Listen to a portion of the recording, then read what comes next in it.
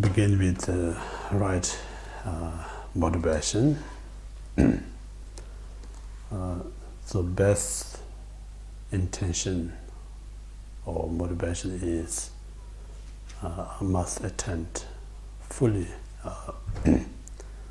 Buddhahood, sake of all beings.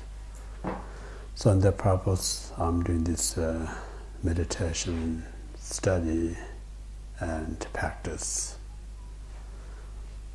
So most important, whatever we learn, this specific philosophy or knowledge is the medicine. You kind of go out and get medicine, then you kept this medicine in cupboard or under the pillow, they're not going to cure your disease. The moment you take that medicine, it will change your sickness. It may brings you healthier life. So same thing, whole idea is whatever we learn to implement. So that's going to really make a difference in our life.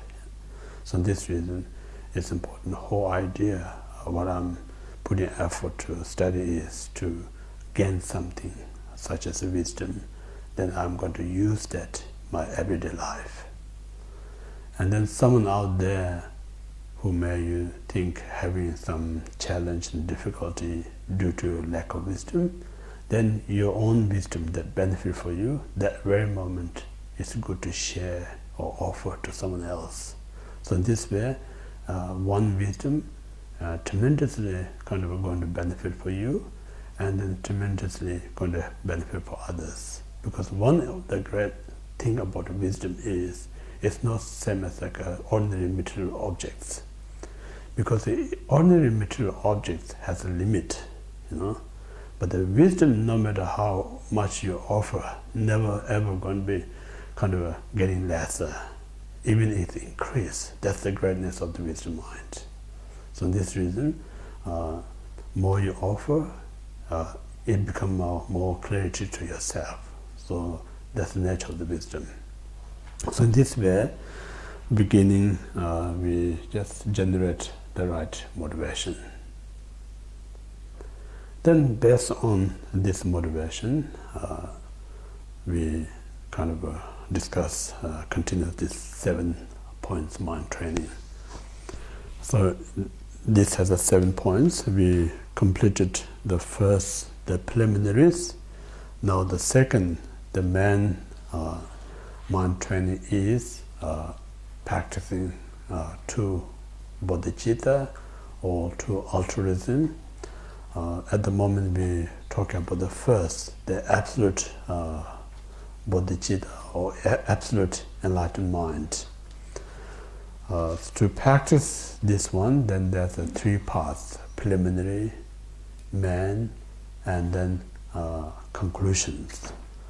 The preliminary, yesterday I explained, it's good to sit in a respectable kind of place, at the temple, or you maybe dedicate your own place. There's something quiet, comfortable place to meditate. And then once you sit in comfortably, and then brief reflect 7 branches, say,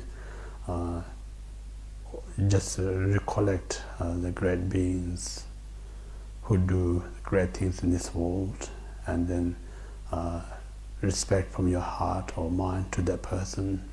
So more you think great beings, what's the benefit for us is it develops the respectable mind. So whenever we have this kind of respectable mind, end of the day, who really going to benefit is yourself. So in this reason, others who have a great quality is the condition or method.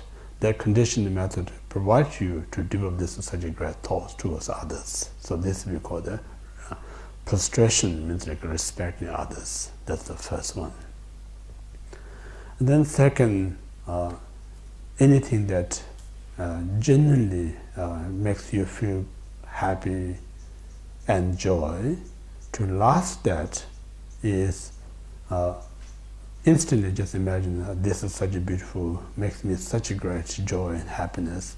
I would like to offer this to all the great beings, all ordinary beings, and in particular with the person you really respected, such as your own parents, who are tremendous kind to you, wish them happy, all these great things. You know? So in this way, not just take granted out of it, no another kind of think this is just mine, I don't want to share anyone. Just think about that very mind is a negative mind. That very negative mind thinks that you have such a beautiful, it kind of diluting it, ruining it. So this reason we make sure, that's why I'm always saying, we need to be so important to taking care of our mind, because the inner universal that gets so much polluted is not caused by outer environment. All this created by our internal mind. So this mind need to be very kind of environmentally kind of friendly. It's so important, our mind. So this way, second is kind of reflect a little bit offering. And then third, as also as important, we are not perfect. We are ordinary beings. Time to time, we make mistakes. Then most of the time, when we make a mistake and then we feel bad about it, and then this kind of feeling that you're upset, feel bad about it, eventually may cause you such as anger, it may cause you regret or guilt, and that may lead you more negative state of mind. So these are nothing doing what you committed mistake, it makes it worse. So instead of that, just accept I committed mistake, so I don't want to hold that back, I don't want to feel negative about it, I just be mindfulness not to commit the rest of my life. So in this way, to remain as a positive. So moment that very mistake actually encourage us to be more positive rest of our life or rest of the day. So that negative actually help us rather than harm us, because that negative mind, what they committed, it help us to be more mindfulness. It help us be more vigilant. So in this way, Buddhism, I always say, there's no white and black, good and bad. Depends how you utilize. So utilize means we need, if you have a wisdom mind, this wisdom mind, ordinary object can be easy to transform into a precious object. If you haven't got wisdom mind, this ignorance mind, this very precious object, we transform into the rubbish. So in this regard, the mind is more important than any other things. So that's the whole notion of Buddhist meditation practice is a training of the mind, nothing else. So once your mind is perfect, then everything is going to be perfect. So our only rule says you should be, every out there need to be perfect in order to make perfect yourself. So it's a different approach, you know. So in this way, third is purification or confessing, day to day. Sometimes the Buddhists kind of recommended or advise saying, morning when you're awake, it's good to reflect, did I have some mistake last night? If you do, then think about during the day, I'm not going to make a mistake. Make that kind of develop mindfulness. And then middle of the day, reflect, did I do any wrong things in the morning? If you find something, don't be upset, regret, I'm not going to do the rest of the day. And then before you go to bed, reflect, the whole day I did some mistake. If you find something, say, I regret, I'm not going to repeat that at night.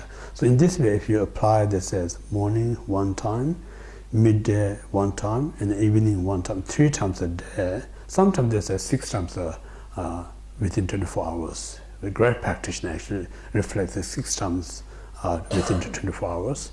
But as only at least 3 times a day, it's a good morning, midday, and up. So just this is kind of checking yourself, whether I'm living in a positive state of mind, or I'm just caught up with this negative state. If I'm caught up in negative state, I should purify it. If I'm positive, I don't need to do anything. So just imagine, sometimes we have this habit somewhere to remain as a cleanness. But this habit is so much we emphasize upon external things, whether make sure we wear nice, clean clothes, make sure we have a shower. We so much have that kind of habit. But then in terms of the mind, we don't have that much habit yet. So in this way, living such a clean cloth, wearing clean cloth, living clean environment, having a clean kind of body is important. The most important is the mental cleanness is so important, because I usually make a comparison. Say someone out there physically so clean, hardly find any hygienic problems, so good. But then mentally, because they're so undiluted, that person has a much more mental state unhealthier. And then some other such a great yogi, if you go to their cave or meditation room, almost you're going to feel like so smelly, so filthy, so unclean, but then the mind is so clean. So in this way, you compare the physical cleanness is important, and mental better hygienic is more important. If you really compare, mind is more important. So I'm not saying in order to have this clean mind, they live with a filthy life. If you can clean, both is the best. Like my late teacher, such a great yogi, such a great scholar, so clean his mind. Then sometimes where he lives, so clean. Because when we go to his place, we need to show mindfulness, make sure we not make mess. So if you can live both outer clean, inner clean is best. If you can't live both, the more important is mind than physical things. So this way, the third is the purification. And then the fourth, rejoicing. Yesterday we talked about. When we look at other beings or environment, there's so many beauty itself. Just accept and recognize. You don't need to do anything to make you happy. Just recognize the beauty and then rejoice about that. That's simple. That's just sometimes Buddha says it's very simple to be happy. You don't need to be so complicated to be happy. Because we think it's more we complicated, we got to be more kind of a dramatic kind of a experience in our life, but actually makes it more chaotic. So my teacher always saying, Buddha, when he gave teaching, he never taught any complicated things. He taught just simple things. Then we human beings sometimes how we explain these things, grammar, poem, structure, makes us so complicated. But the reality, as the Buddhist teaching, is no kind of academic things. Buddhist teaching is more like a way to advise others how to live in a positive, how to live healthy life, how to be peace. So it's more like a communication. So then when you more commercialize, then it becomes like official, where speak correctly, right manner, and the right order. Then it becomes like itself creates some kind of loss of what you call the cultural kind of corruption within the teaching. So that's not the whole idea when the Buddha taught, because he not set up a university, so people have to go there to learn. He just went to forest, people come to him and just teach just normal place and normal language to just how to develop the great things.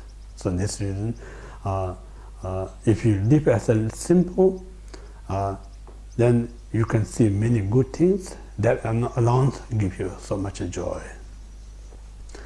I always give example during the Buddha time.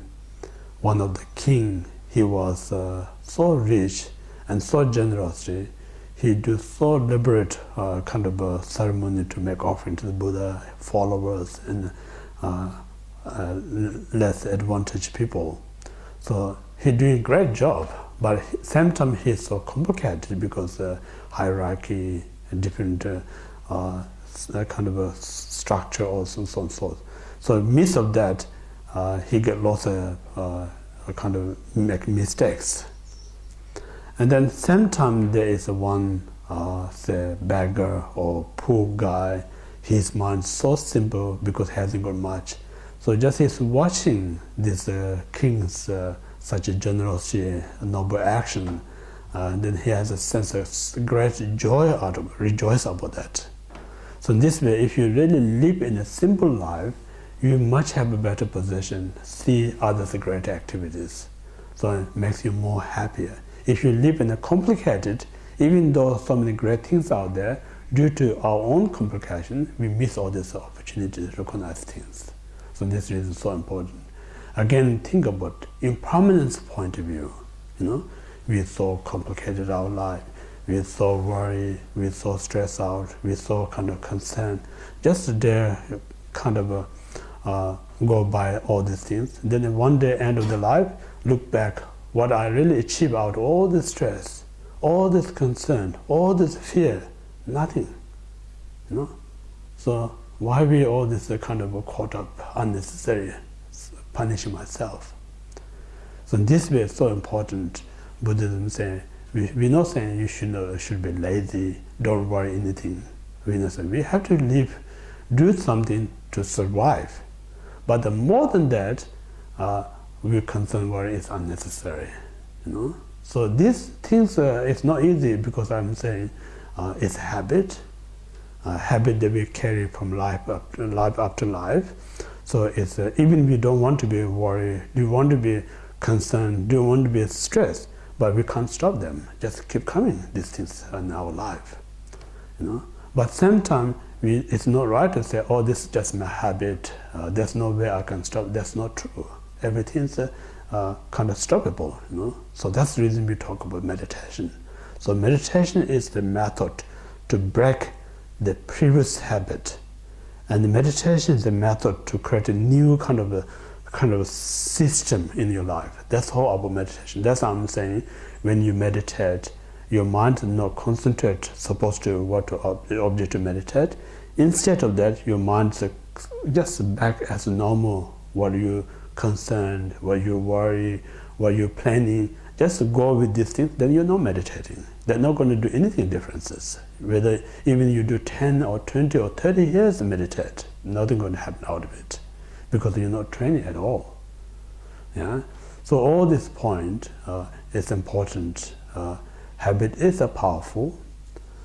Even I know I don't need to worry, but habit tells you have to worry. But then you have to remind that this is not going to think about. Sometimes, unfortunately, we have to use some other people in order to learn myself to not to live in that kind of state of fear or worry and stress. So in that way, I usually give the good to go some nursing place. People, so many older people live there. I'm not judging, but these people, when young as me, healthy as like me, they all have a stress like me, what I'm going through right now. But now all these things, what really achieved these people, nothing much, just wasted. So if I spend that way, one day I'm going to just have the same kind of a condition. So it's not worth it. So most important, I'm saying, the physical body, possession, material wealth is only temporary. You know, while you're alive, these things are going to be with you. One day we die, nothing this go with us. So in this way, it's important thing. What is the most important for this life? What is the important time of when we depart? What is important one day we reborn somewhere else? The most important is the mind. Things that with us all the time is the mind. So this mind is the most important property. So this important property we need to protect. We need to really make rich that mind. So important. If you can manage to richness of your mind, this richness of mind is going to help you right now. It's going to help you time of the death. It's going to help us at the time of the rebirth. Nothing else is going to help us. You know. I make a kind of when I was in Brisbane last weekend. So while we were driving in the city, I saw they're building a tall kind of high-rise building in Brisbane. I make a joke that certain one monk there. So this owner maybe have a proud I'm building kind of a highest kind of a rise building in Brisbane. So as long as the person alive has this proud, I'm the owner of this. One day this person die and born as a cockroach, go into that building, the person who lives is going to chase you out. So you can't say I'm the owner of this building. They're not recognized here.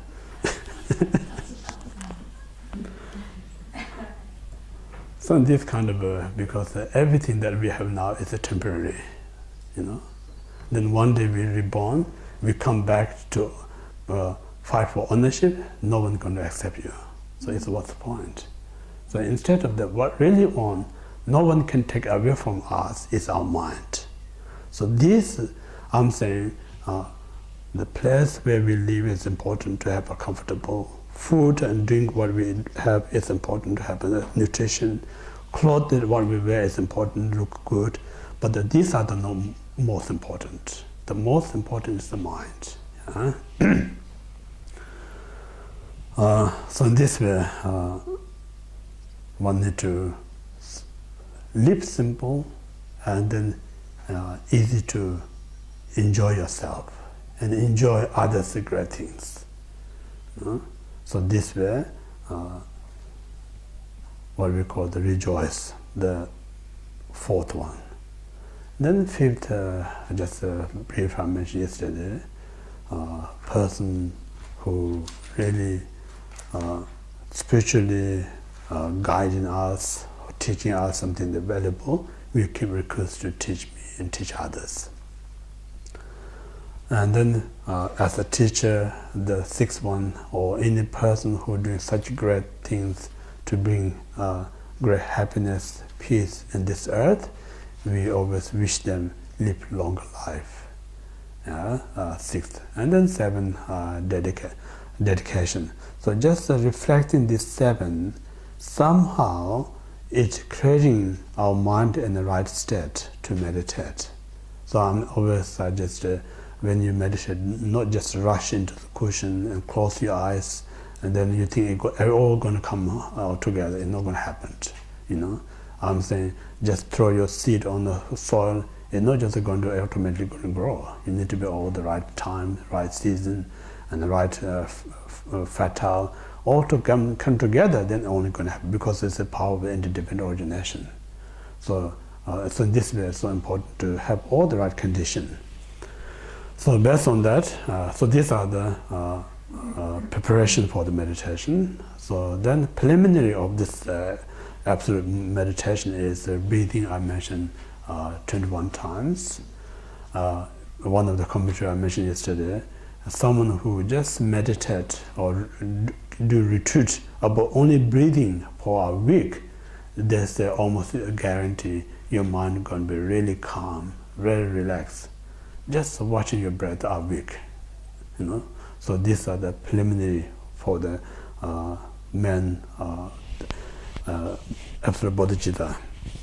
Then once you're done, then absolute bodhicitta. So I mentioned absolute bodhicitta. If you have summarized, so all the phenomena that we perceive as an external object, kind of expect, but reality, all these object aspect phenomena are no other than one's own mind.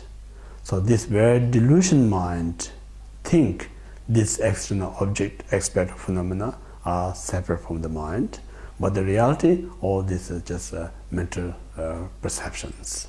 So this way we have to kind of analyze and find out or to realize everything is mind. That's the first step. When you are aware of that, then what we call you kind of meditate more often on it. So what meditation does to us is more you kind of first you have some kind of conviction, and then you familiarize that everything is the mind. That very kind of experience of the meditation, then time to time what kind of comes in your mind, things are exist separate from your mind. Instantly you're going to aware the power of the meditation. They are just illusion. There's not really things exist separate from your mind. My mind projecting that. That way you're not going to caught up in that state. But if you not have an experience of meditation, intellectually we investigate, and then intellectually we have understood everything is the mind, other than that nothing exists. You may have that kind of intellectual realization, but then actually come to the real life, still you have to see these things are external things, you're going to attach, you're going to have an aversion, you're going to caught up with that. So intellectually not going to prevent you to that kind of a trap. Only it's going to free us from that trap is the meditation realization. So that's the reason it's so important to have that more and more kind of repeatedly meditate until then whenever you see instantly you know this is just my mental projection. Other than that nothing exists. Yeah.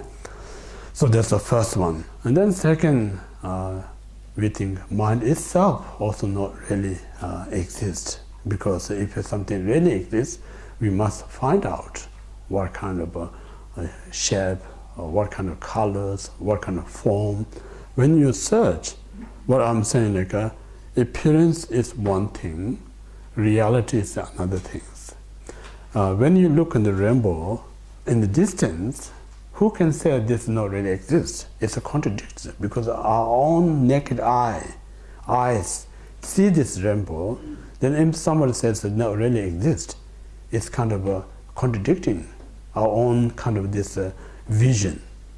But what really means, like where we see a rainbow, in ultimate state, these are not exist as we perceive. If it really exists, a rainbow as we see, then you just go out there to find out where this rainbow is. So more you go closer and closer, you're not going to find out, point your finger, say this is rainbow. There's not, because this rainbow is a manifestation of many things, just not one single entities. We say the rainbow is millions and millions of rays of sun, the millions and millions of kind of mist or dew or kind of drizzling kind of water, then millions and millions of kind of a different temperature, and then your eye consciousness, all this comes together, billions and billions, end of the day, to create this rainbow, create this billions of cause and conditions there. There's not just one entity like we see things. So in this way, reality, absolute reality is one thing, appearance another thing. So similarly, every phenomenon we see out there, also not just independently created, it's a millions and millions cause and conditions created these things. So in this way, there's no one solid, independently existing phenomenon at all. Yeah? So in this way, the mind itself, you're not going to find anywhere. What I'm saying, yesterday I mentioned, conventionally, we not negate mind does not exist, because conventionally, if there's not mind not exist, then how are we going to learn, how are we going to practice, how are we going to communicate, There's nothing to do if there's no conventional existence. Conventional exists. So conventional existence is because of relative truth. So relative truth means like only temporary things work as our delusion state of the mind. But then once you free this delusion mind, then there's not such things exist apart from your mind. Therefore, we say nothing to grasping. What Buddhism talking about is like the object itself, or you can say phenomena itself. The nature of objects or phenomena is free from intrinsic existence. That's the absolute nature of phenomena. So intrinsic promoted nature of phenomena of lack of existence, then why our mind grasping on that? So something lack of existence, if your mind grasping that object, instantly we know that mind is a delusion, because grasping things non-existent as we grasp as existent. That's a mistake. So this reason, when we meditate in absolute state, means like our mind remain as like an absolute nature, how the things, the nature of the phenomena. Because the nature of phenomena kind of free from all the four extremes, what we say, free from the existing, free from non-existent, free from both existent and non-existent, free from all of these three. So there's nothing you can really to grasping. That's the nature of absolute phenomena. So in that way, your mind have to remain in that state. So in this way, what we're saying, Buddhism talk about when you explain things about absolute truth, it's very important to explain as clear as possible, but then when you meditate, don't be separated, or in a non-separable state. For instance, when you giving some kind of instruction, someone how to make a nice cup of tea, you need to talk about boil water, put the tea back, and so on and so forth, individually. But when you're actually having a cup of tea, you cannot see separation. You can't, how you say this is a tea part, this is the milk part, this is sugar part, this is water. You cannot separate once all in one cup. So same thing, when we explain, we need to explain it individually, but when you meditate, you cannot be separate. They're all in one, all in one. That's how we meditate. It's so important. So in this way, if you carefully investigate, again,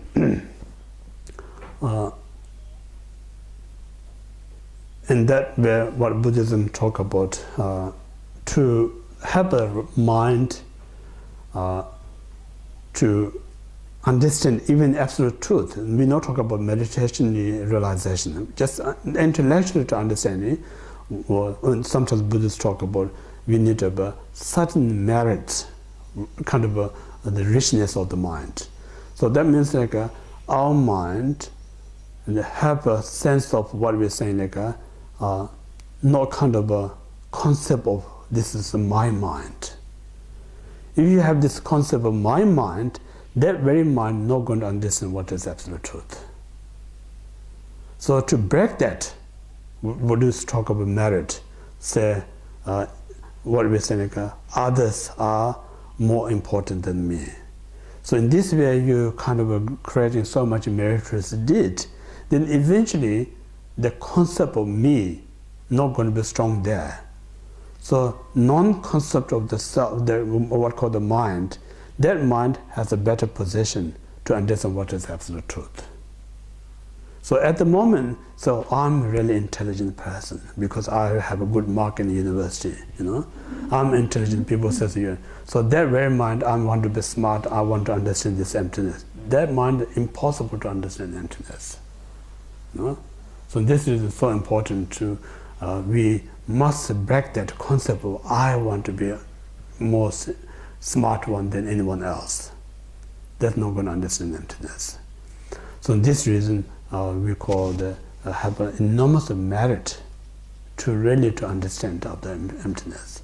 To do that, I need to be a very virtuous person, very generosity person, very kind person. So if you have that kind of a quality of the mind, so this very quality mind can be very knowledgeable mind. That very mind can find out what is absolute truth. So that's the reason it's so important to have this meritorious kind of a quality of the mind. So in this way, we talk about the mind is, if you investigate where this mind is coming, where this mind is abiding, where this mind is departed. If you really investigate, you're not going to find where it started, where it's dwelling, where it's going to end. This because the absolute, intrinsic, the nature of the mind is free from these three extremes. So in that state, then you just, without kind of, what we say, make things up, because what we say, just live it is. So live it is means like not try to get something out of it, not try to want to realize something out of it. If you try to realize something out of it, or try to get something out, that means you just dilute the intensive nature of the mind. Without expecting, just live it is, how the mind exists. Then itself, there's not going to have a notion, say, subject and object. There's nothing to grasping. So completely free, that's because the natural state of the mind. So in that natural state of the mind, one have to meditate as long as you can, as long as possible. Yeah? So this up to here, we just sum up yesterday's talk. So now we go to the next part, the post-meditative state.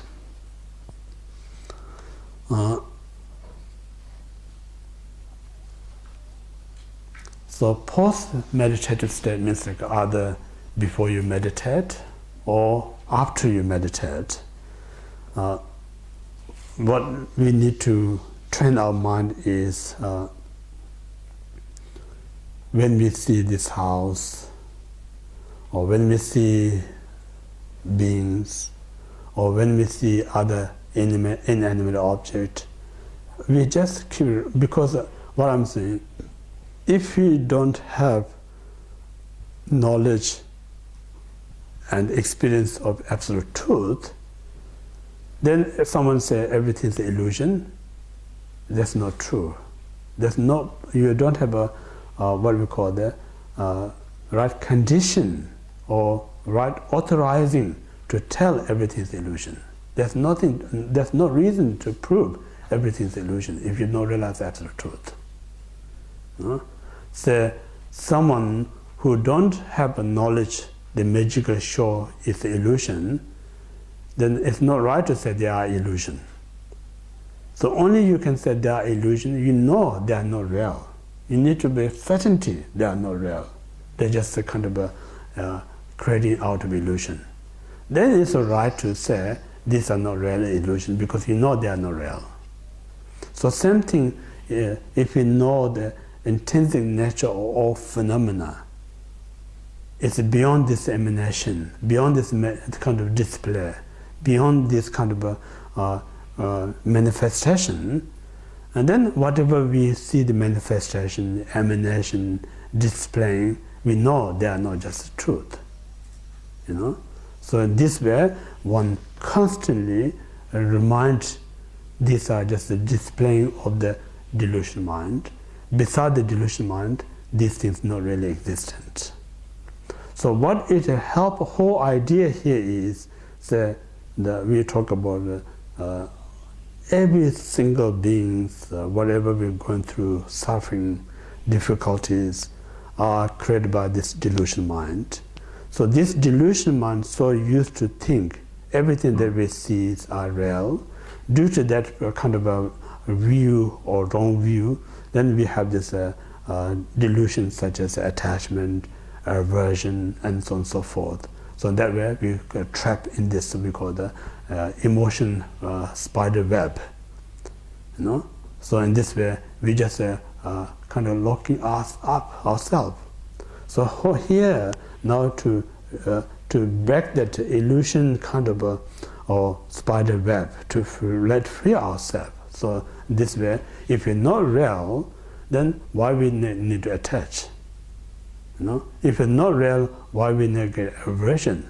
So there's no reason to be attached. There's no reason to aversion. All these things naturally it ease this delusional mind. So during the post-meditative state, things you see, hear, or feel, if these are you treat as an illusion, then it's less serious, less grasping. So instead it's a day-to-day, it's a purifying kind of your mind. So this very mind then come back to meditate absolute truth. It's much clear. So that's one spot of meditation is not going to be perfect, fix everything. So we need to lots of alternative. Sometimes we have to meditate absolute state. Some other times we have to come out of that, and then we look in this world and try to see the reality of that. And then whatever we develop the realization, bring that back to the meditation. So all this procedure, eventually we're going to have this kind of, we call the certainty kind of realization comes up. So this reason, it's kind of where we're constructing bit by bit. So in this way, constantly, say for instance, when you see something, such nice things, you almost have a strong desire comes up, oh, I really want that one. So that moment you have to remind yourself, is it true exists that way, or this very moment, this desire mind, such a strong desire mind, is manifesting this object. You have to check on it. When you check on that, our habit or what we call the habitual tendencies tells us what we see out there is real. Then this experience of what we meditate about emptiness, experience of this training our mind is illusion. If you look at that point of view, so tell us this is not real, because you have this state of the mind right now, because this state of mind is kind of manifesting or displaying or showing this magical show. It's not real. So in this way, if you give it little time to bring back this experience, what you meditate, what you knowledge of illusion, then this kind of dismantle the concept of the real. So in this way, you actually, that very moment actually you're treating yourself. You are kind of giving the treatment to free this clinging mind. In the same way, when you see someone and you really get upset, you saw anger, again you have to think this is just illusion, it's not real. So all this way, what time best to use this experience is when we, as a normal kind of what we experience, then we caught up. That very moment, we have to mindfulness, vigilant, and bring this experience. So more we can bring this experience, that moment the most helpful. Nothing else. So that's the reason we call the real rescuer is the wisdom mind. So if we manage to bring wisdom, the crucial time, the most needed at that very moment. So these things not going to happen if we not enough experience, if we not enough have this kind of a habit. So that's the reason Buddha said constantly we need to practice. So and if you look at that point of view, then it's not kind of a culturally dominated, say, why Buddhists always praying, why Buddhists always meditating, why Buddhists always kind of be mindfulness. So lots of people think it's just part of culture, but it's not culture, because we kind of dismantling our old habits and we're creating new kind of system. So to create that, you need to lots of rearrange, all the time. So in this, if you look at that point of view, it's nothing to do with the culture. What I'm saying, when you go into hospital, visit your kind of one of the friend or family member who is sick in the hospital, think about different patients in the hospital. Some are kind of a very high kind of a risk, some are the medium, some are the less. So according to that, they have a different ward, emergency ward, general ward, or whatever you call. So then you just say how often the doctor and nurse visit them. Some are very serious, constantly have to visit them, make sure it's okay. Some is in the middle, you have to less visit. Some is ordinary, maybe once a day. So similarly, we need to aware one's own seriousness of the mental condition situation. So if we are, because we say, oh, this person doing lots of meditation, I need to do something like him, that's not totally mistake. So everyone is different. You have to say, if I'm so serious, then I always need to be close to the button, close to the doctor and the nurses. If I'm less emergency, I don't need to be next to the button, I can walk and ask. If I really know a problem, I don't need that much help. So in this way, we have to know ourselves the conditions. So in this way, that's the reason some meditator do lots of practice. Some meditator need to be less meditated. Some meditator even not need that much. This is a different state of the mind. So one person do more, then you think, oh, this is a good practitioner. Some do less, as a lesser. You cannot judge that way. Different things have a different state of mind. So, so in this way, I'm saying, without understanding of absolute truth, think this house is an illusion, that's not going to work.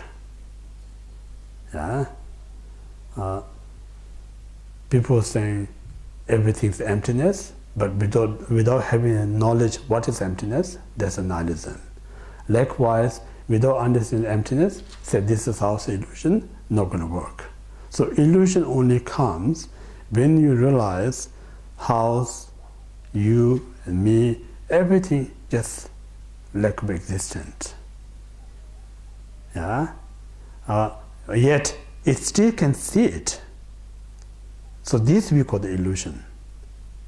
Why we know about illusion, about the dream? Why we call the dream is illusion? Because every one of us know that whatever we're dreaming is not really existent. Yet we still can see it.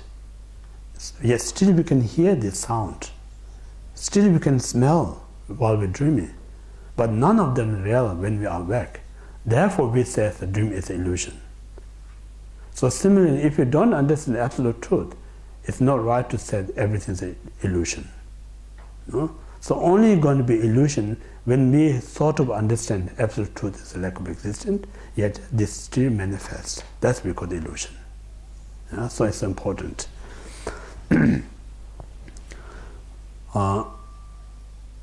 So this complete kind of the absolute bodhicitta or meditation. Now second, then talk about conventional bodhicitta or conventional altruism meditation. So again, this has three parts. Sorry, not finished yet. Sorry, make mistake.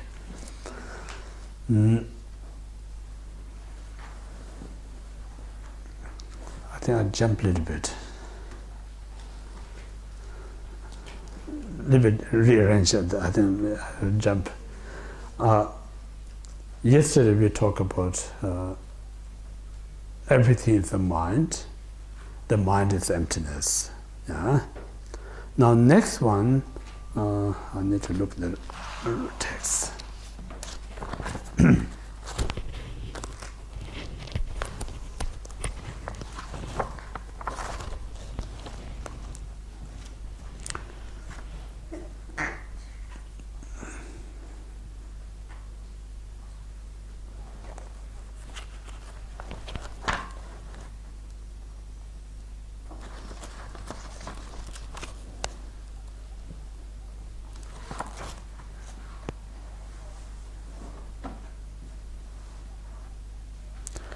self-liberate, even the antidote. So, Absolute Bodhicitta, the second and third or fourth one. Self-liberate, even the antidote. So we talk about that. So based on we investigate that everything is a mind, then mind is empty. So in this way, now we are aware all phenomena is emptiness. So that very thought or mind think everything is emptiness, still there is also mind. Yeah? So this very mind, again we need to investigate its own nature. The mind that thinking everything is empty. Yeah? That very mind, again, if you investigate, also lack of intention exists, that very mind. So this, the mind we thinking of everything is empty, is not different than the mind that perceiving all the phenomena. It's the same thing. The difference is like a mind that perceiving all phenomena, not thinking of emptiness, just thinking of all phenomena is a manifestation of the mind.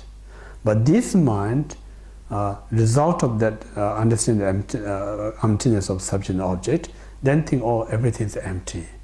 So it's just think everything's empty, just hold on that. Still that is, we call the trap. Yeah? So you may liberate it, the concept of things that existent out there, but you're not free the concept of mind that think of emptiness that yet. So still in a trap. So also that you need to be free. So in order to free that, you need to again where this mind that think of everything is empty. You know, same way if you can investigate where it's born, where it resides, where it depart. If you look its own nature, you're not going to find any place it came, where it resides right now, where it's going to go in the future. So what we're saying, when we investigate, we know this mind not creating something new than what is inherent nature. Yeah? Because absolute truth, we cannot create it. If it's created, it cannot be absolute truth. Because if it's something that created, can be compounded phenomena. If it's a compounded phenomena, it's going to be impermanence. But absolute truth is beyond the permanent and impermanent. You know? So you need to be aware of that. So in this way, the look its own nature, what's the intrinsic or promoted nature is a lack of existence. So in this way, what here saying self-liberate, even antidote. Self-liberate means like what they're saying like just place its own nature. So place its own nature means like this mind we kind of grasping, or this is the mind that think of emptiness. We're creating this mind. But the reality of that mind is beyond existence. So we're not just leaving this mind in that state. Rather, we just make this label, says this is antidote, this is wisdom, they call us emptiness. Yeah? So instead of just kind of giving label, just live its own nature. So if you live its own nature, means its own nature, there's not such a label said this is the mind, realize emptiness. That label does not exist. So this way, don't create anything. Just leave it is. So that's saying like leave its own place, leave its own abroad, leave its own nature. So this without try to create anything out of it. You know? So this is a very important information, saying when we meditate emptiness, because we as human, nature of our ordinary mind is very creative. So we always think that we have to create something in this absolute truth. we think we have to create this wisdom mind. So if we not create, then we physically we do nothing. But the reality, the absolute is nothing to create. No? So what we say, okay, just live it is. I'm not sure, I maybe try one example. So we as modern people, and then we look some kind of indigenous people, and then we think, oh, I'm going to make this person's life is better, and we create our own design for them, and these people are not going to be happy because it's totally different lifestyle. It's not going to work. It's going to be more chaotic for their life. So instead of that, I just leave them their own way of life. If you live their way of how they live their own way of life, then they feel comfortable with that. So same thing, we try to kind of what we call corrupt the nature. So when we corrupt the nature, it's not going to be the absolute nature. So what we say, like, we should not be corrupt the nature. So when we should not corrupt the nature, corrupted the nature means like, just don't try to be smart to make your own mind to absolute truth. That's not going to happen. Rather, we need to recognize its own nature, how things exist. That we need to understand. So when we look into its own nature, it's a free from existent, non-existent, both and neither. That's the absolute nature. So when we are aware of that nature, then we don't need to do anything. Just leave it is. Don't grasp anything. That's what we call the absolute meditation. Make sense or not? Yeah? So this is what we call the absolute. So that's the fourth, self-liberate, even the antidotes. Now next is next one, rest in the nature of alaya, the essence, the present moment.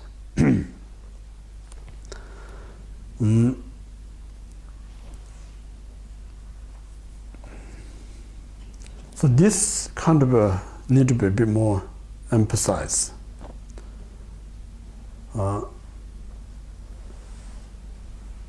previous talked about a little bit this principal mind and secondary mind. Within the Buddhist school, called Sharakayana and Mahayana, two things. So in the Sharakayana means like a practitioner who interest against one's own liberation.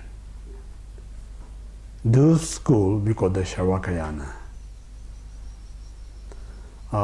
In the Sanskrit, actually talk about Hinayana. Hinayana means like a lower vehicle. So when we use this lower vehicle, politically kind of it makes a little bit kind of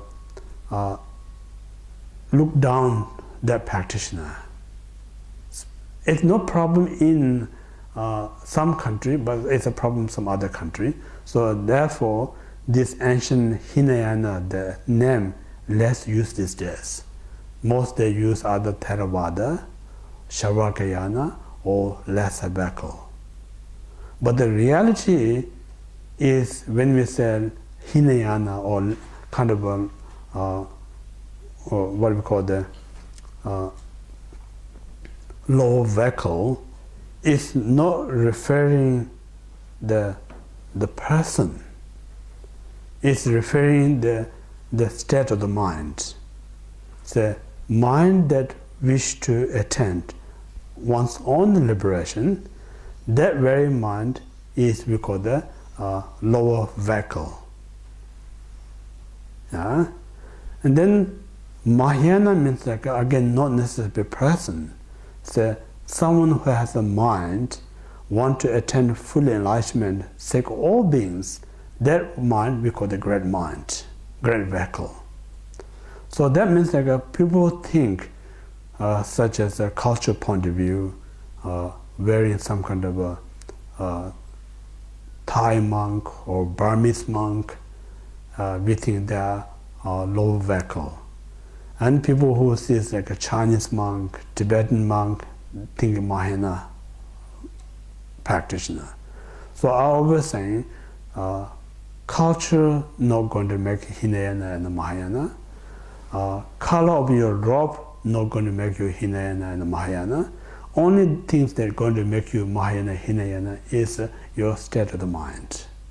So some Theravada dress, the mind is to attain Buddhahood, sacred sentient being, that person is a Mahayana. Some Tibetan monks, Chinese monk, who wearing the Mahayana robes, looking for one's own liberation, is a Hinayana. So it's nothing to do with the person, it's a state of the mind. Yeah? Make sense or not? So in this two school, because what we say two school is, what we talk about is the state of the mind. So means like a different say computer has a different RAM page. What called the RAM? Yeah. Some have a bigger gigabyte, some have a less one.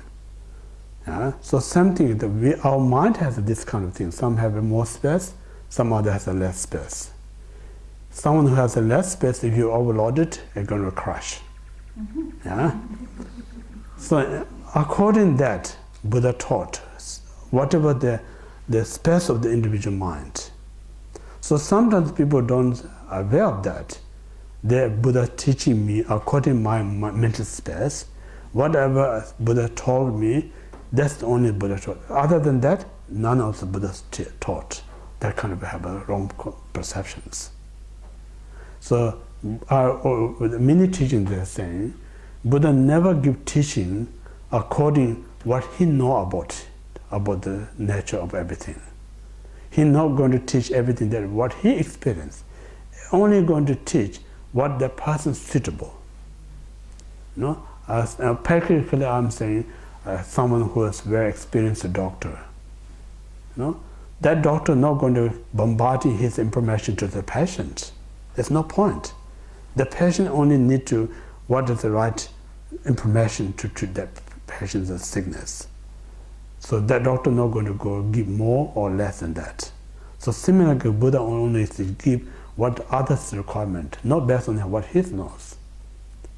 So sometimes people don't aware of that, saying Buddha give me everything what he know, but then other than that I haven't heard is not Buddha's teaching. That kind of misunderstanding comes.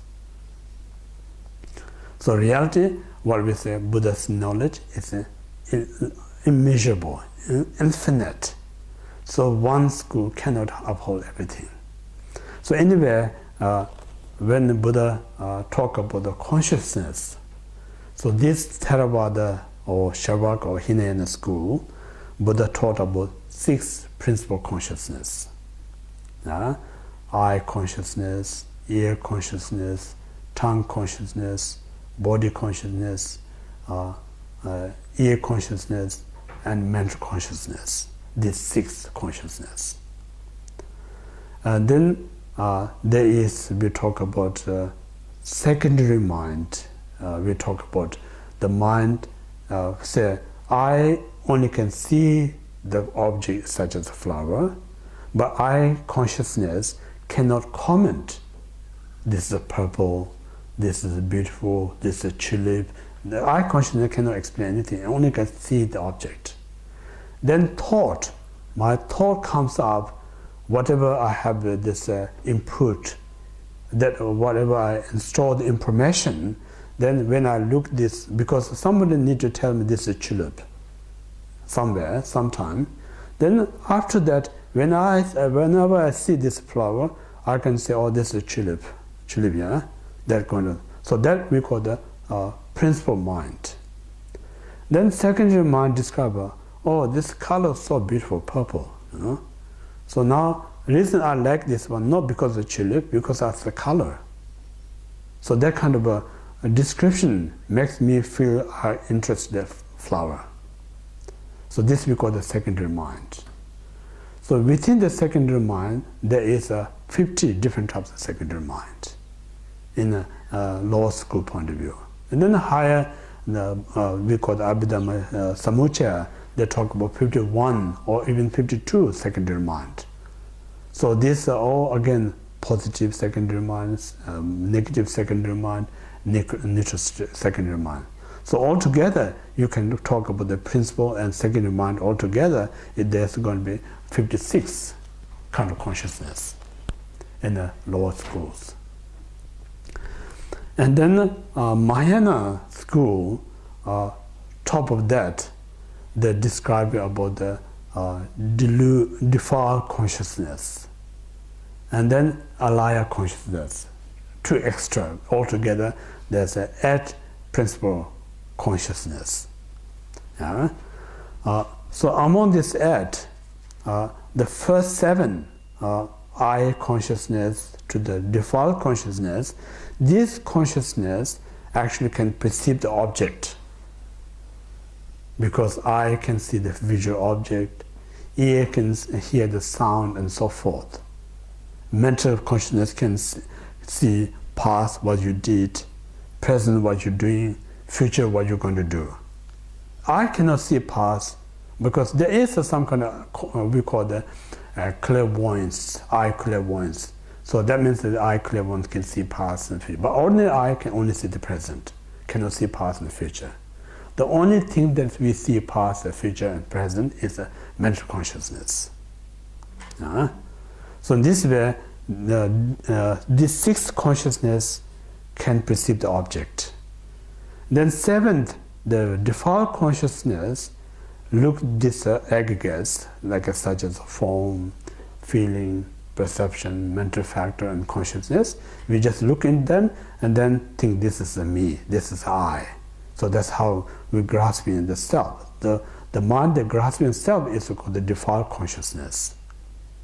So all this consciousness arising from this alaya consciousness, storage consciousness. So this alaya consciousness is not have a specific object to grasping. So this alaya consciousness may what we call the clarity. So every consciousness comes from that clarity, can come from that, and then each thought perceives different objects.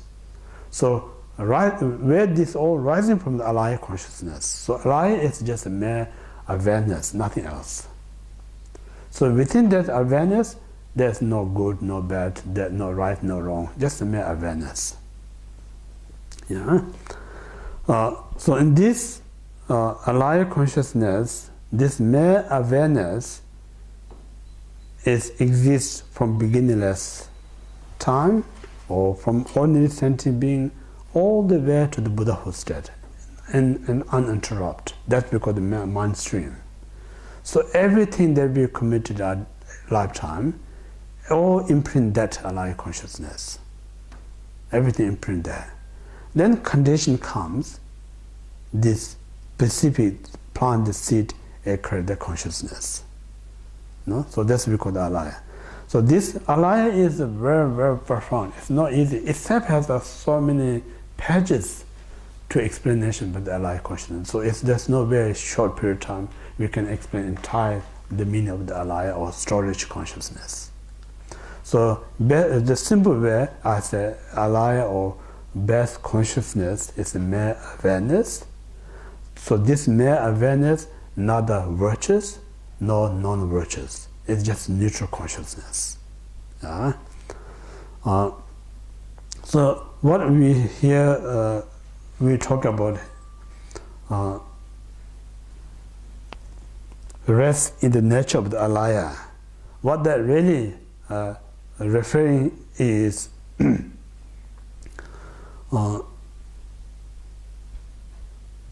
the conventional, the nature of all phenomena is just mere awareness.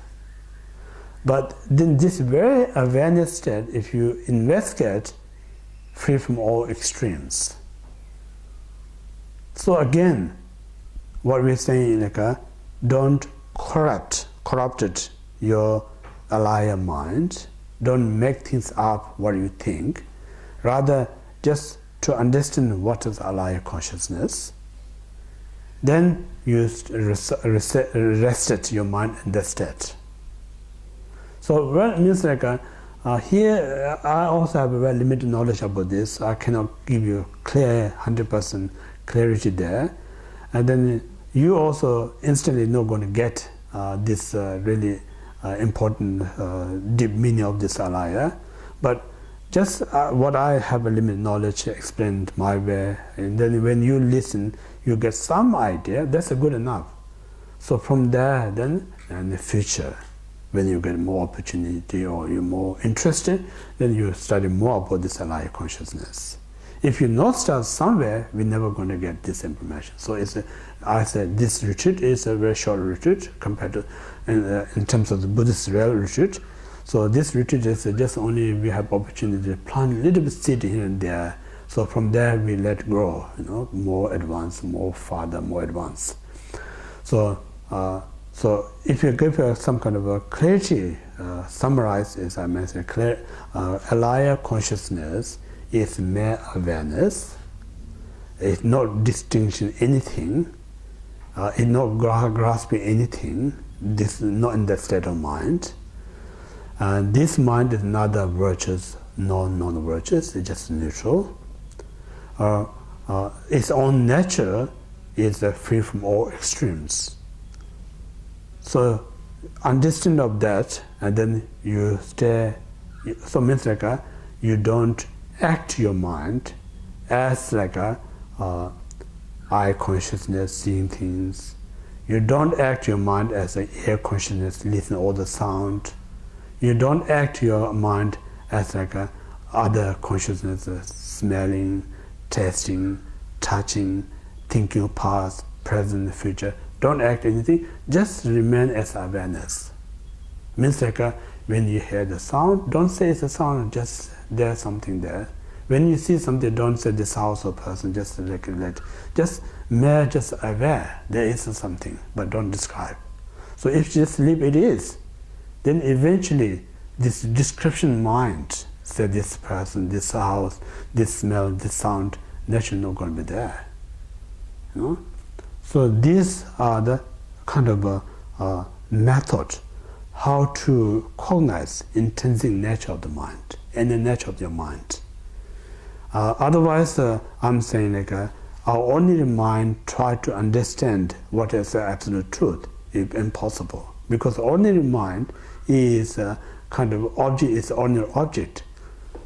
So this ordinary mind cannot go and understand absolute truth. To understand absolute truth, we need to have that state of mind. Mind that not describing it individually. So if you remain in that state, then eventually you're going to have this experience. There's nothing to grasping, yet there's still awareness there. Still clarity is there. Clarity is there, but nothing to grasping. So in that state, one has to rest one's mind. So in this alaya consciousness, we talk about two aspects. Clarity, the mere clarity aspect of the mind, we call the alaya consciousness. And then this very clarity, its nature is empty, that aspect we call the Buddha nature, Tadagata Garbha. So this reason Buddhism saying everyone has a Buddha nature. So Buddha nature means like every being, means not talking about human, every sentient beings, means any being who has the mind called the sentient beings.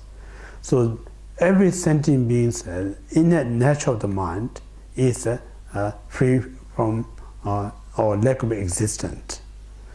Then when you not recognize, when you not cognize that, and that time we call the sentient beings. The moment every being who cognizes the intrinsic nature of the mind, then it's a Buddha. So Buddha is nothing to obtain, just simply to recognize the intrinsic nature of the mind. I usually kind of share with the people, Facebook can be very destructive, but sometimes the people bring so good information there. I look one Facebook, they say, ask what Buddha you try to gain out of meditation. Then someone says, I'm not trying to gain anything. When I meditate, I lose everything. I lose jealous, I lose anger, I lose attachment. Then once I lose everything, I found the peace. So, so we think of try to gain something. There's nothing to gain. Actually, all this we have a trouble. Once you free that, then you reach the peace. So we think we want to maintain this also, this messy mind. Then same time we want to have this peace. They're not going to find. So this whole idea is to free the delusion. So even we listen, we know the wisdom can free the ignorance. The moment you free the ignorance, you're enlightened. So in that times we say we attain enlightenment. We talk about gain enlightenment.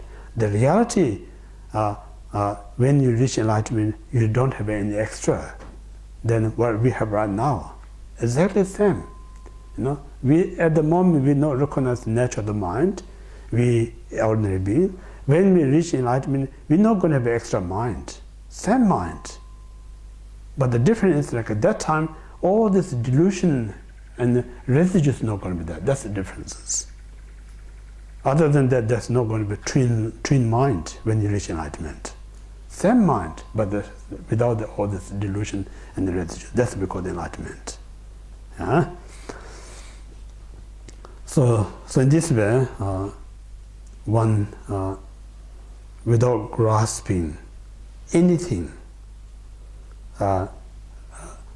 just remain completely state of this mere awareness, nothing else. So this is a training how to abide one's mind and the alaya state, consciousness state. So this we completed the main part of the meditation. Now second, the post-meditative state. Then I already explained earlier, so I just mix up. Post-meditative state, in the post-meditative be child of illusion. So this means like either before you meditate or after you meditate of emptiness, we're going to perceive all sorts of phenomena, beings and non-beings, all sorts of phenomena. It's important in our ordinary when we know aware of absolute truth, we see everything as a real. But now, when you really investigate things that I see, are they truly existent or not? Whatever where we investigate, we can't find anything this is existent. If there's something exists, we should find out these things. Whatever where we can't find. So this is absolute truth. And then the lack of existence, but then still we're seeing things.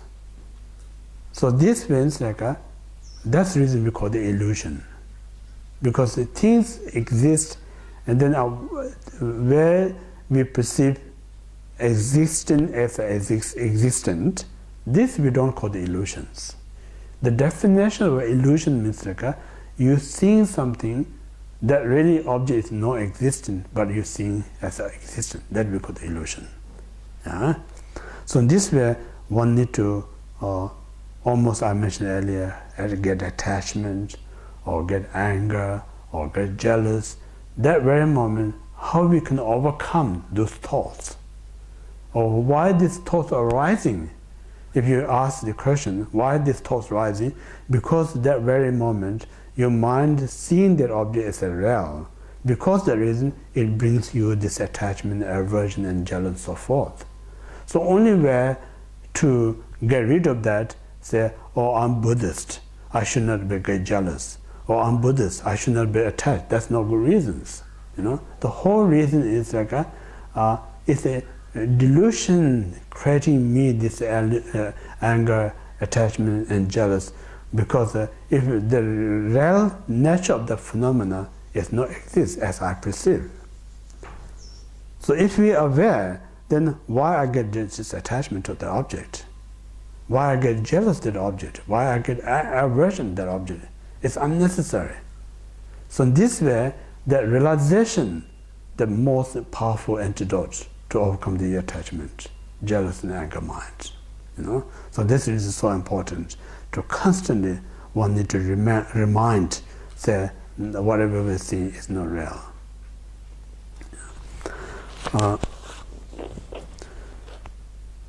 So in this way, what we're saying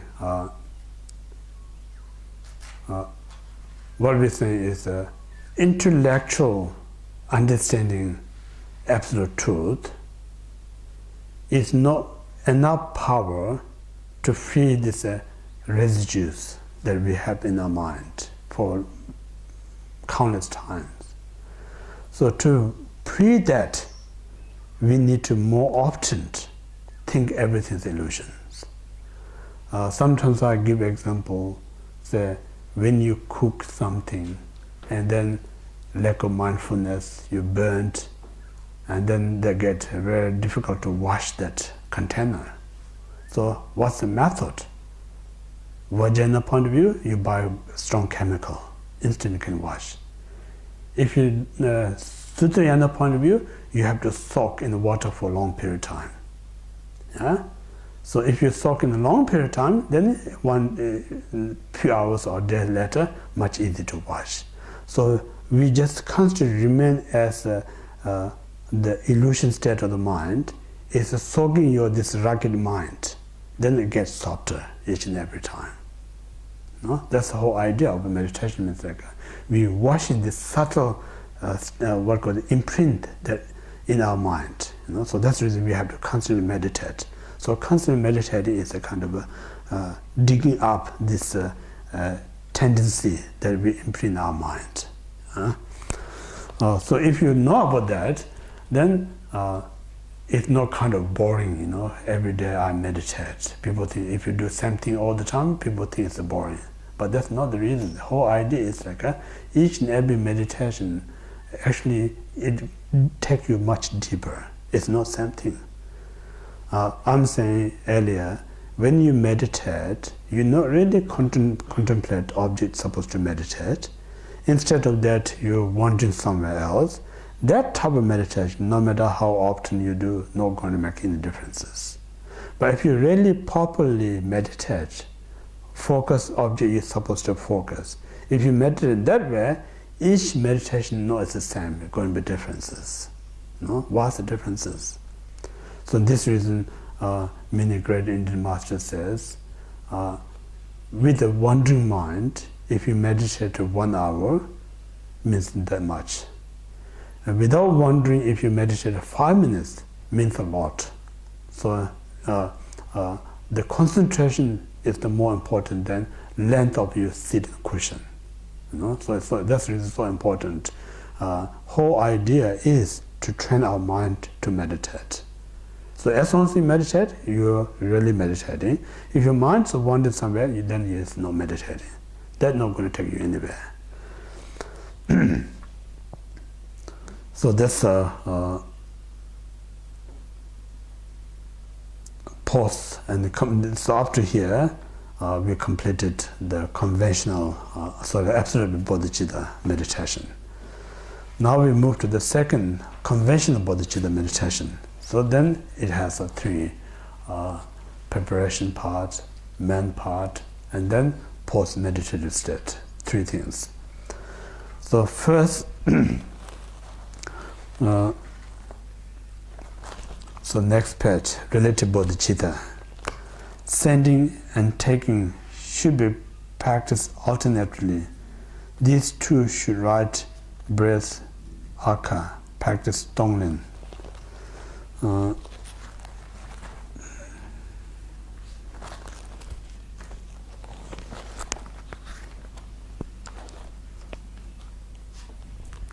So now the main part of this conventional bodhicitta meditation is giving and taking. We call the Tonglen.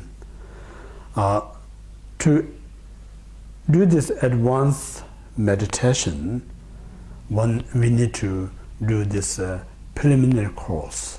Preliminary practice is important. I mentioned during the Bodhicitta, the preliminary is breathing exercise. Then you go into the main part. Similarly, here, meditate, exchanging self and other, one needs to do some kind of preparation for that. So preparation of this practice is called the loving kindness meditation and compassion meditation. Two things.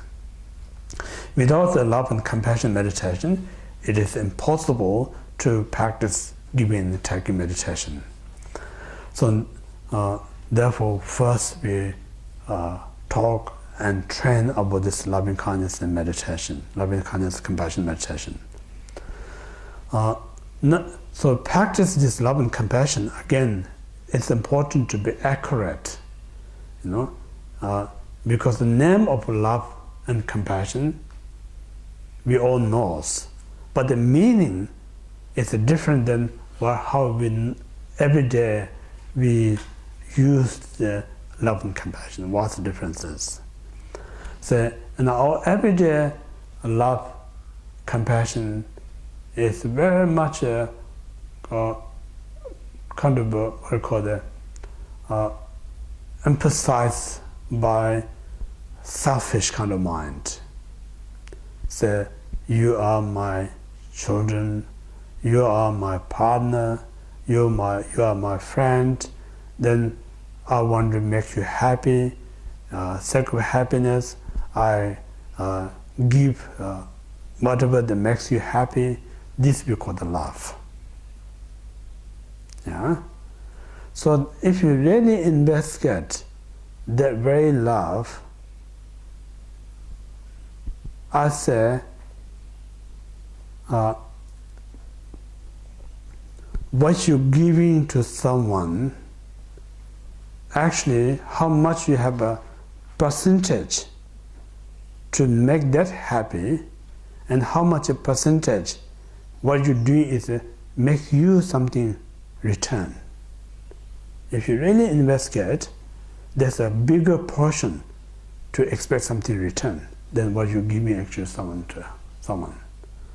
So this is ordinary loving kindness. We're not talking about that one. Because ordinary loving kindness actually is feeding your expectation. It's feeding your desire mind. It doesn't do actually real happy, it makes you more unhappy yourself. Say for instance, one of us love so much our children, and then are giving so much toy, say I love my children. Then eventually the child not going to be happy because I'm spoiling the child. So it's not really love, and the person makes more unhappy. So we don't have an intention to, of course, harm to children. We try our best to make child happy, but the lack of wisdom, what we try to make happy, actually make it more miserable. That's not love. So that type love we're not saying here. So in this reason I'm saying, when we practice love, we need to know the Buddhist perspective of the love. Means, so how we know it's a kind of what we say, like a definition of the loving kindness.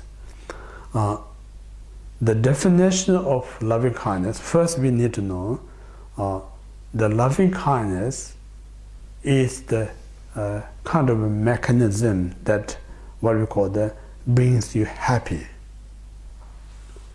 So when we talk about happy, there's talk about three types of happiness. It's important. One is when we say living ethical life or living in a virtuous way. Out of the ethical and the virtuous bring us some happiness. Rather than somebody offer me a nice cup of tea, make me happy. Not that kind of happiness. Because my virtuous way, my ethically, what it brings me happy. So these two happiness has vast differences. So this means like what I'm saying is there's someone out there who not living in ethical or not living in a virtuous way. So now, because of that reason, he or she is not happy. And that state, I create the environment to the person to maintain or cultivate the virtues or ethical. So when I manage to help this person to be ethical and virtuous, then this person, that very moment, has happiness. So this we call the loving kindness. Yeah? The loving kindness, we creating the cause for that person. We create a condition to that person to develop this virtuous and ethical life. Out of that, then the person going to be happiness. So this happiness, Buddhist. Make sense or not? So in this happiness, not talk about materially make somebody happy. Spiritually, we make that person happy. So this is much more healthier. So that's the first kind of talk about the loving kindness. And then second one is important when I create some kind of condition to that person to be virtuous, living an ethical life, but this person hasn't got second is like the first one's better. First one, I create the condition to the person live in ethical and the virtues, not create any help the person to understand bodhicitta or renunciation. Not there yet. So out of this ethical and virtues, he or she may get some kind of happiness. That happiness still is a suffering or change. Samsaric happiness. It's not really happiness. Samsaric happiness appears happy, then eventually going to run away. So this is because the very basic happiness that we're creating to someone. Now second is I try to help the person. Every emotions, whether it's a positive emotion, negative emotion, or neutral emotion, are the suffering. So now I try to create the condition to help him or her to feel all this emotion to gain liberation. So out of liberation, whatever he or she experiences happiness, is far more greater happiness. So we are creating that kind of accommodating to achieve that self-liberation. This is the second greatest happiness. So that's also we call the loving kindness. Now the third one, that happiness is immense point of view of yourself, but that's not the greatest one. You actually can gain much greater than happiness. That one is I create a condition to someone, say, you have a far more greater opportunity than what you attend. That is, you can attend Buddhahood. So in order to attain Buddhahood, you must cultivate the bodhicitta. So in this way I accommodate, encourage, inspire to someone to develop the bodhicitta mind.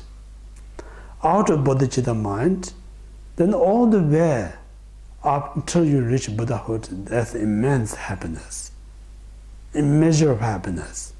So this is the greatest you can offer.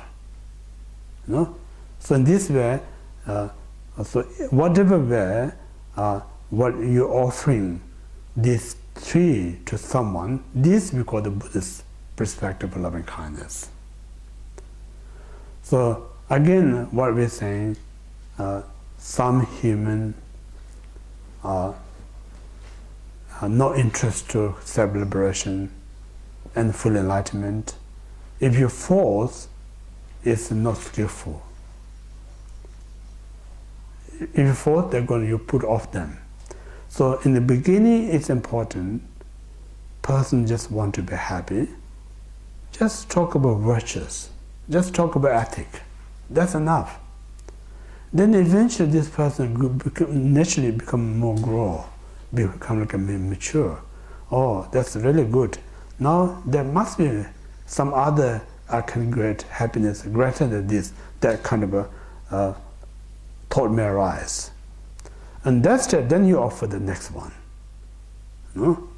So in this way, gradually, more they open up, then you just release more different methods. That's what we call the skillful means.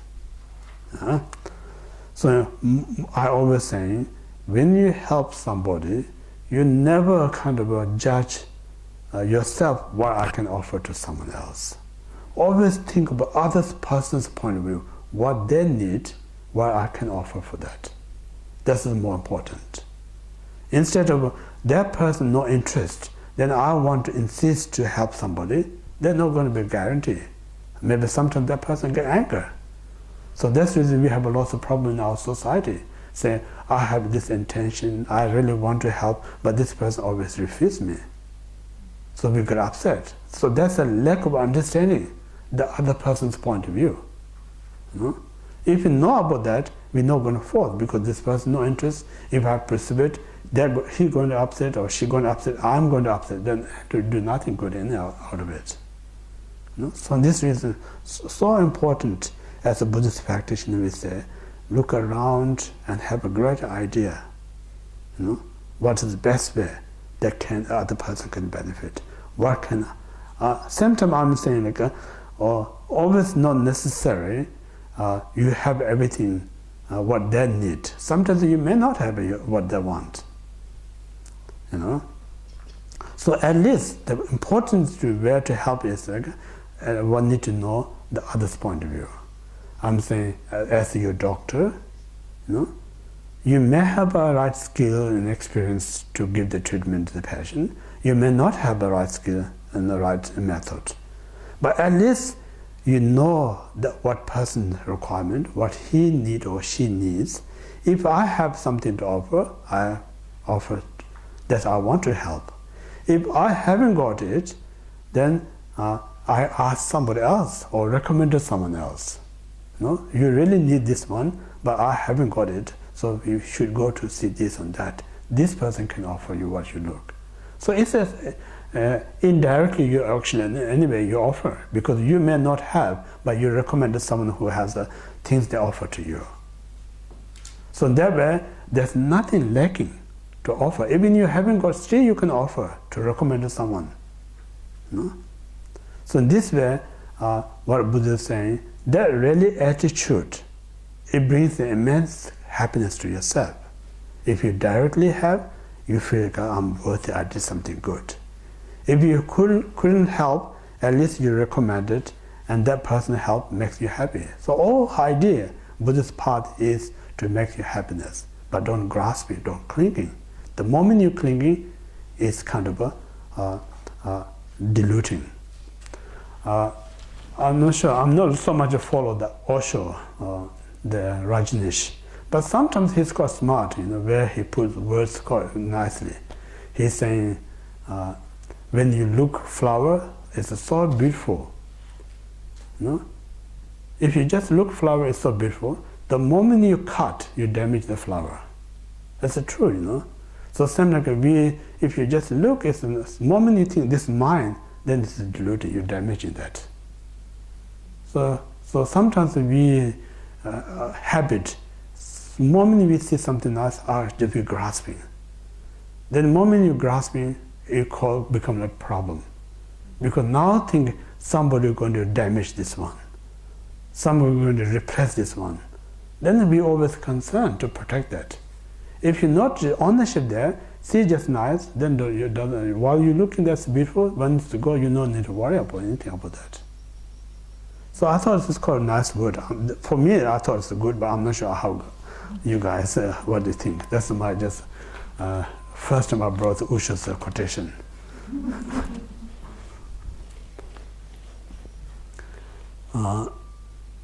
So this way, the loving kindness. So now, as a Mahayana kind of point of view,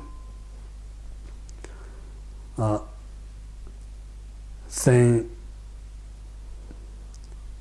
loving kindness object is limitless. Every being, all beings, there's nothing, just one specific thing. Yesterday I mentioned some of us, we think very easy to practice loving kindness, the person I know, person that I love, person that I care. But it's a bit harder to loving kindness the person who I don't know anything about. Then even much harder to practice loving kindness the person who hurt me. We have that kind of concept. So in one sense, in a practical point of view, it's true. Reason is true because we so much live in the culture of self-centered mind. So when we live in a self-centered mind, this mind has these discriminations. Whether you say I haven't got any discrimination or not, definitely there is a discrimination. Impossible ordinary person who hasn't got discrimination mind. Impossible. Whether we sure or not, whether we express or not, that's the difference. But underneath there, impossible not have a discrimination mind, as long as we human mind. So in that sense, it's true. Some is easy, some is hard, some is difficulties. But then you think this always going to remain in that way, or there's another method I can break that kind of a concept. So in our human kind of knowledge, there's not much you can have information to break. We have to live in that kind of culture. So what we have, when we study the Buddha's teaching, it really helps us shift our concept, shift our perception. So what we're saying, it's quite a big thing, What we're saying is the person you love right now, this person always not remain in that way in a future life point of view. This person no love previous life point of view. Constantly change. I say human relationship is the same as a landscape. Thousands of years ago, this environment is different than now. Thousands of years later, this place is going to be different than what we see now. It's never going to stay the same. Desert become like a rainforest. Rainforest become like a desert.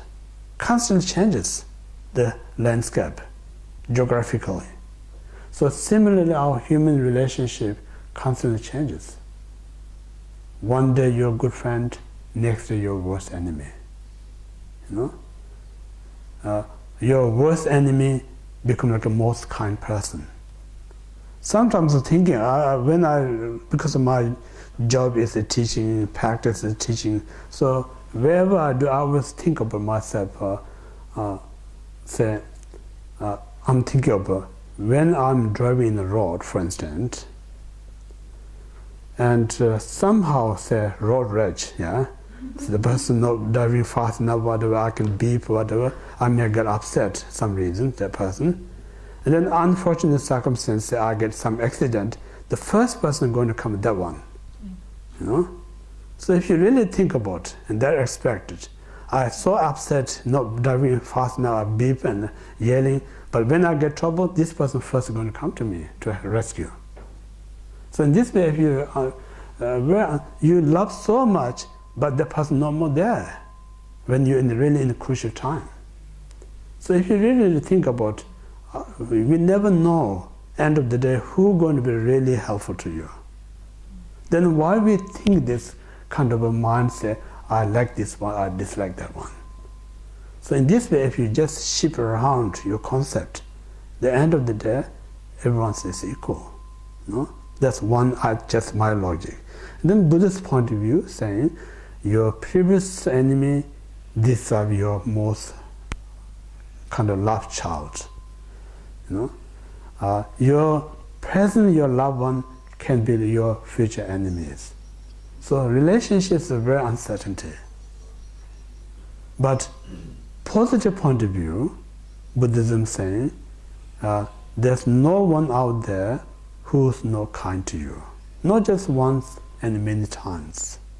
They've been your child many times. They've been your great partner many times. They've been your parents many times. So hardly you can find one single person who don't have a connected.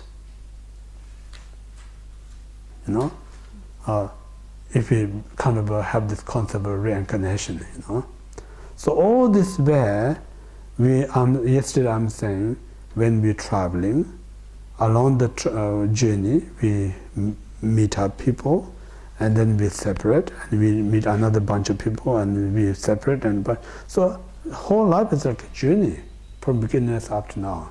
So while in this journey, we met everyone.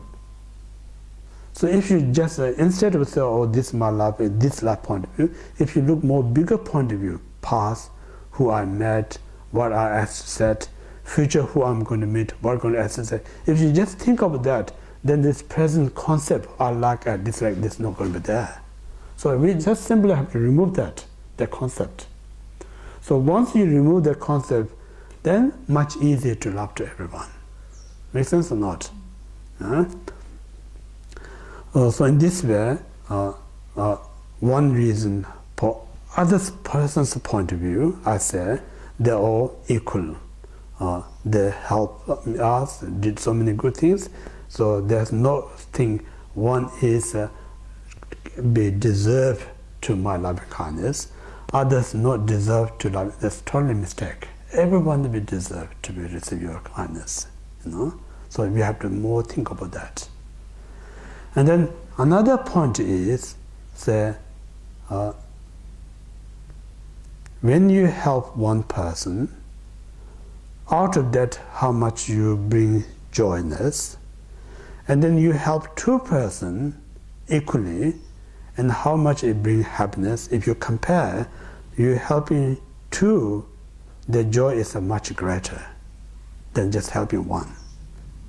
And that logic point of view, just imagine if you wish everyone's happy, the result of that is immeasurable. Because cause is immeasurable, result going to be immeasurable. Then why I'm restricting myself this kind of happiness? So this is the third point. So in this way, if you really look, instead I'm saying, okay, don't just stick with what you feel. They're going to restrict you.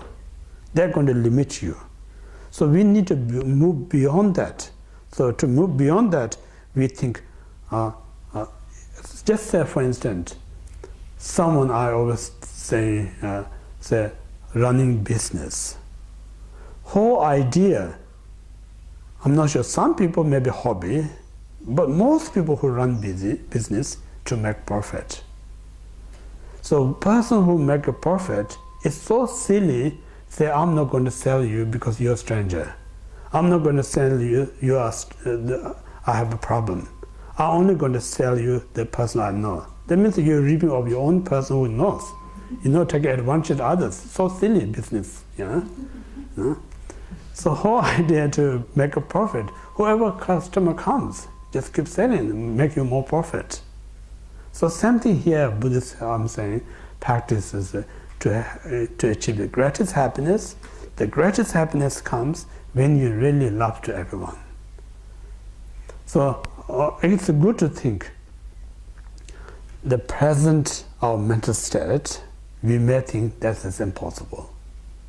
That's true, because this mind is very limited. But then, potential point of view, we have this capable to love to everyone. I mentioned what's the difference between this present mind And Buddha, when he was meditating, when he was as a practitioner, there's no differences, different state of understanding. So I can be achieved same quality and same understanding as the Buddha. Yeah? So this, we always have to comparing someone else before us. They can achieve what I can't achieve, rather than just stick right now. If you just stick right now, it's true we cannot practice love to everyone. Also, one of the old lady asked one of the Montana teacher, Buddhists, you always talk about loving kindness quite often. I really didn't get it. Can you explain me what is that? How to practice loving kindness? And this teacher told her, say, how much you love your only a child, so you need to have that love to everyone. So when he mentioned to her, she said, oh, that is impossible. So the moment she says impossible, the teacher said, now you got it.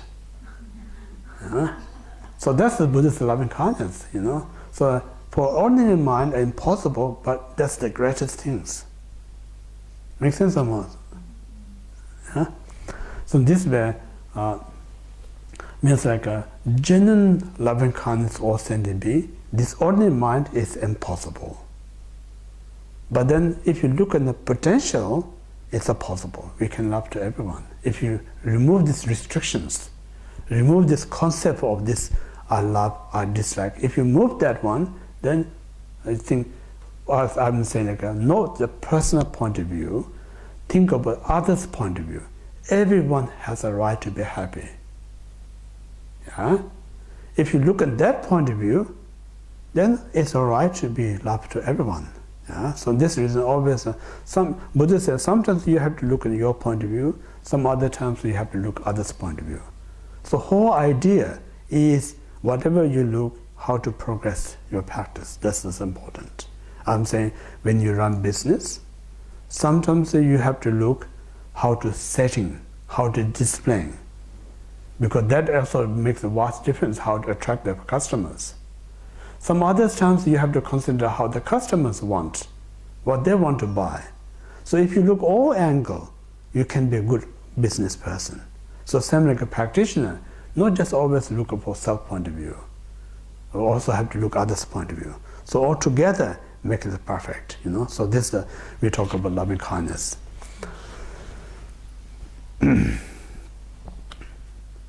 Okay, so we stop tea break.